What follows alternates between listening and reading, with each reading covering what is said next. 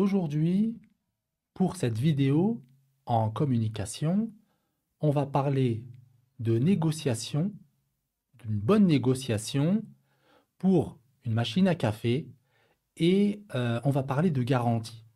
Alors, je vous lis le dialogue. D'abord, le contexte.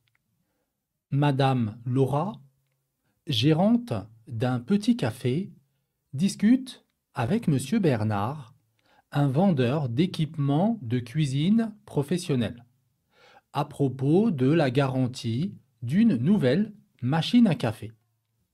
On a Madame Laura, qui est gérante d'un petit café et qui voudrait commander des machines à café professionnelles et voudrait également avoir des informations par rapport à la garantie. Alors, je vous lis le dialogue.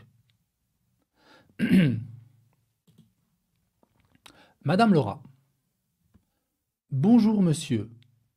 Je voudrais commander plusieurs machines à café et j'aimerais avoir des informations sur vos appareils.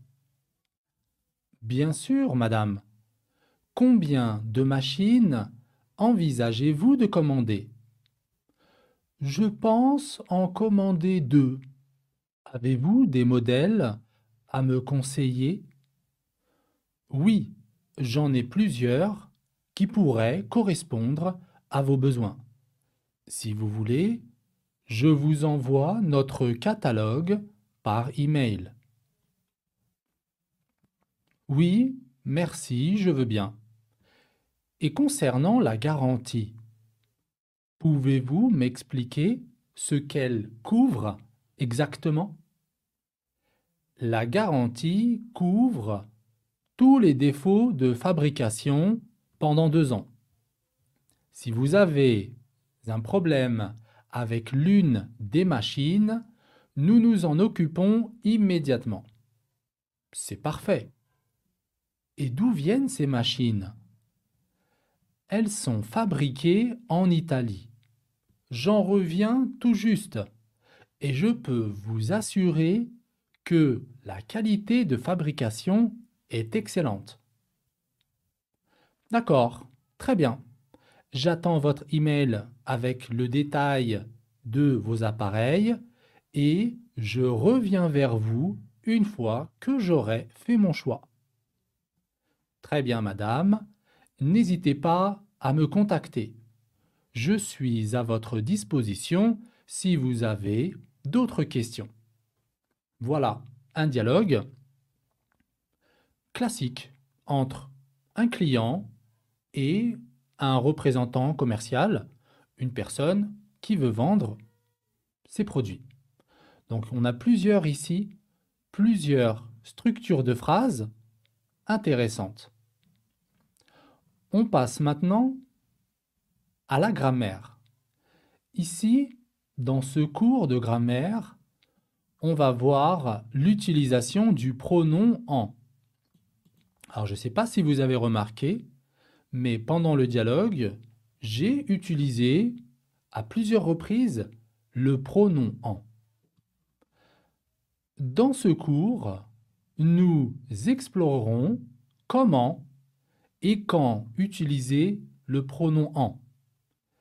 Maîtriser ce pronom vous permettra d'améliorer votre communication en évitant les répétitions et en rendant vos conversations plus naturelles. Voyez, de manière générale, maîtriser les pronoms, pas seulement le pronom en, mais maîtriser l'ensemble des pronoms va rendre vos conversations plus naturelles. Parce que les Français, quand ils s'expriment à l'oral en communication, ils utilisent beaucoup les pronoms. Donc, premièrement, pour éviter les répétitions, on utilise les pronoms pour ne pas répéter le mot. Et en même temps, ça rend votre conversation plus naturelle. Alors, on va voir ici Le pronom en. Les règles du pronom en. Premier cas. Remplacement d'un nom avec un article indéfini ou un article partitif. Regardez, on va voir un exemple. Vous avez des questions sur la machine? On peut poser une question comme ça. Est-ce que vous avez des questions sur la machine? Réponse: oui, j'ai une question. Ou bien, oui, j'en ai une. Le « en » ici remplace une question. Et vous voyez que c'est plus naturel de dire « oui, j'en ai une » plutôt que de répéter le mot « question ». Vous avez des questions? Oui, j'ai une question. Non, le mieux, vous avez des questions? Oui, j'en ai une. Le « en » ici remplace une question. Et on remarque, vous voyez ici, il remplace un nom et le nom commence par un article indéfini ou un article partitif. Ici, on a le nom question et il commence par un article indéfini. Ici, le nom commence par une. Je vous rappelle, les articles indéfinis, c'est un, une, des. Et les articles partitifs, c'est du, de la ou de l'apostrophe. Donc, si le nom commence par un, une, des, du, de la ou des l'apostrophe, je peux le remplacer par en. Comme ici, j'ai une question, j'en ai une. On passe. Deuxième cas. Le pronom en remplace un nom de chose précédé par la préposition de. Si le nom, devant le nom, on a de, dans ce cas, je peux le remplacer par en. Un exemple. Tu te souviens de la machine? Oui, je me souviens de la machine. Ou bien, oui, je m'en souviens. Le en remplace de la machine. Vous voyez qu'ici, la réponse est beaucoup plus naturelle. Elle est fluide. Tu te souviens de la machine? Oui, je m'en souviens. Vous voyez? C'est beaucoup mieux. C'est pour ça que c'est très important de maîtriser les pronoms. Et là, le « en » remplace de la machine. Pourquoi on utilise « en » ? Parce que ça commence par « de ». Ça commence par « de ». Quand ça commence par « de », on le remplace par « en ». Un autre cas, ici, remplacement d'un complément de nom avec « de ». Ici, on va remplacer un complément. Complément de nom avec « de ». Par exemple, tu as lu le manuel d'utilisation? Est-ce que tu as lu le manuel d'utilisation? Je peux répondre, oui, j'ai lu juste une partie du manuel. Une partie du manuel. Du manuel, c'est le complément du nom partie. Une partie du manuel. Eh bien, ce complément ici, du manuel, je peux le remplacer par en. Et je vais dire, j'en ai lu juste une partie. D'accord? Je garde une partie. Une partie, je le garde. Par contre, du manuel, je l'ai remplacé par en. Tu as lu le manuel d'utilisation. J'en ai lu juste une partie. Vous voyez, c'est pareil. C'est mieux de dire j'en ai lu juste une partie au lieu de répéter manuel. J'ai lu une partie du manuel. Petite remarque également, quand je dis j'ai lu juste ou bien j'en ai lu juste une partie, juste ici égale seulement. J'ai lu seulement une partie du manuel. j'en ai lu seulement une partie. Donc ici, j'aurais pu dire à la place de juste, j'aurais pu dire seulement. On passe avec un autre cas. Ici, remplacement d'un complément de lieu avec de pour indiquer la provenance. Alors, c'est quoi la provenance? La provenance, c'est d'où on vient. D'où on vient. La destination, c'est où je vais. La provenance, c'est d'où je viens. Hein, on peut dire c'est le retour. L'aller, la destination. La provenance, c'est le retour. Donc ici, pour un complément de lieu, avec de pour indiquer la provenance. Par exemple, le magasin est ouvert aujourd'hui? Oui, je viens du magasin. Quand je dis je viens du magasin, c'est la provenance. Eh bien, je peux dire oui, j'en viens. Voyez ici, au lieu de répéter magasin, le magasin est ouvert aujourd'hui? Oui, j'en viens. J'en viens, ici, c'est je viens du magasin. Hein, la provenance. Voilà. On continue avec un autre cas. Oui, une petite remarque. Hein. Quand on dit du ici, du magasin, là c'est pareil. Quand on dit une partie du manuel, du ici, du c'est de. Hein. Du c'est de le manuel. Hein, une partie de le manuel. Une partie de le manuel. Une partie de, et manuel, c'est masculin, c'est un manuel, de le. En français, de le, ça n'existe pas. De le, je le remplace par du. C'est pour ça qu'ici, je dis une partie du manuel. Mais la règle ici, avec le de, elle fonctionne, puisque ici, vous voyez qu'ici, on a deux. Ici, d'accord? Ici, on a bien le de. Sauf que de, ici, le de, c'est du. Voilà, c'est juste pour vous rappeler, j'ai du, mais en fait, le du, c'est de. D'accord? Et là, c'est pareil. Je viens du magasin, c'est je viens de le magasin. On continue donc avec un autre cas ici. Accompagnement d'une proposition ou d'un infinitif avec de. Par exemple, qui va régler les paramètres de la machine à café? Réponse, c'est Laura qui se charge de régler les paramètres. C'est Laura qui se charge de régler les paramètres, ou bien je peux dire, c'est Laura qui s'en charge. C'est Laura qui s'en charge. Le « en » ici remplace de régler les paramètres. Vous voyez qu'ici on a deux et on a un infinitif. On a un verbe à l'infinitif. De régler. Donc quand j'ai de avec un verbe à l'infinitif, je peux le remplacer par en. De régler les paramètres. C'est Laura qui se charge.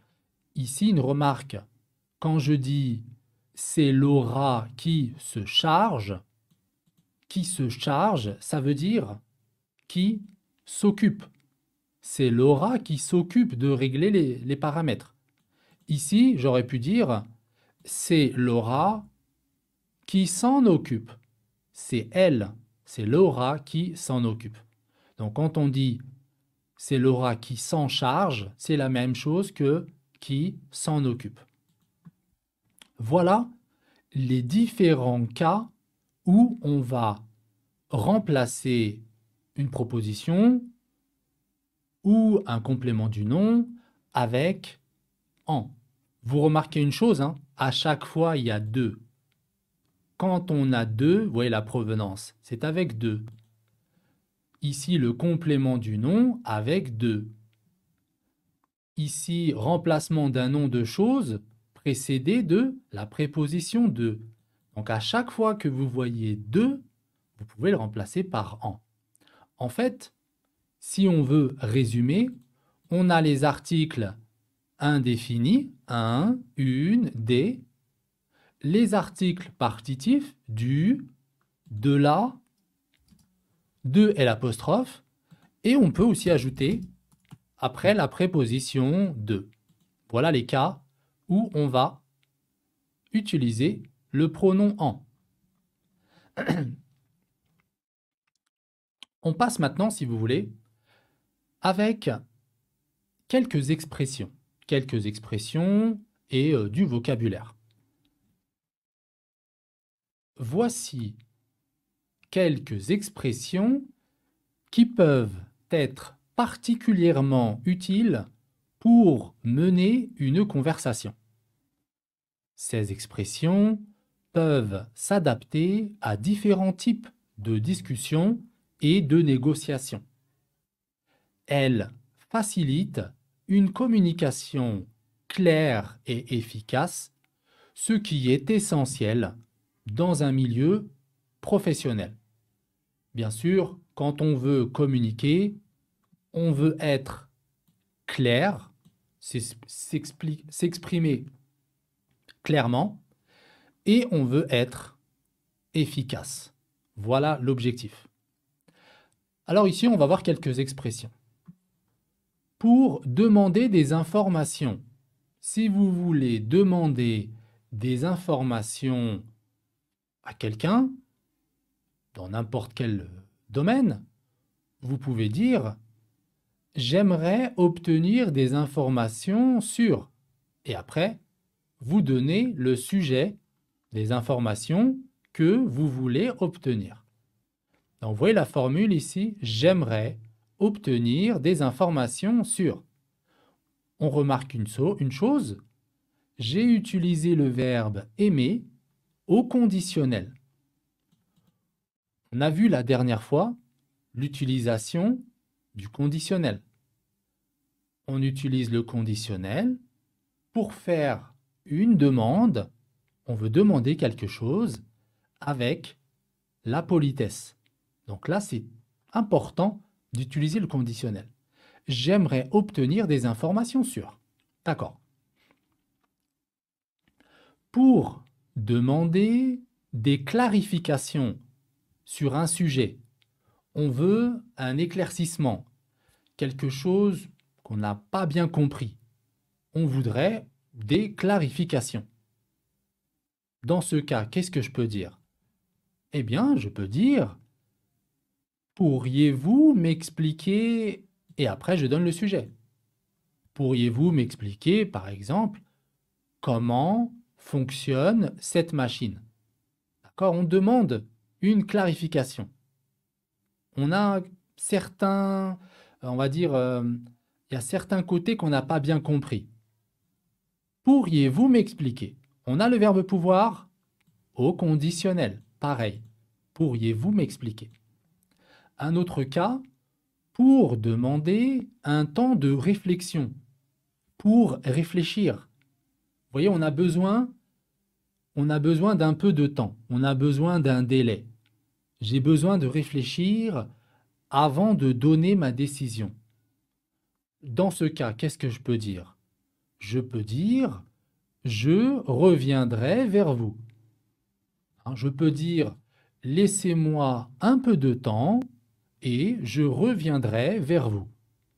Voilà une façon de dire qu'on a besoin d'un peu de temps pour réfléchir. On a besoin d'un temps de réflexion. Je reviendrai vers vous.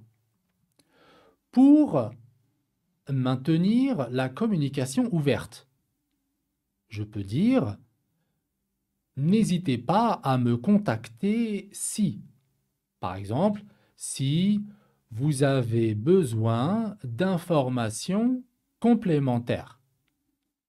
En tant que chargé commercial, je peux dire à mon client, au moment où on veut se quitter, au moment où on a terminé notre conversation, je peux dire « N'hésitez pas, monsieur, ou n'hésitez pas, madame, à me contacter si vous avez besoin de plus d'informations.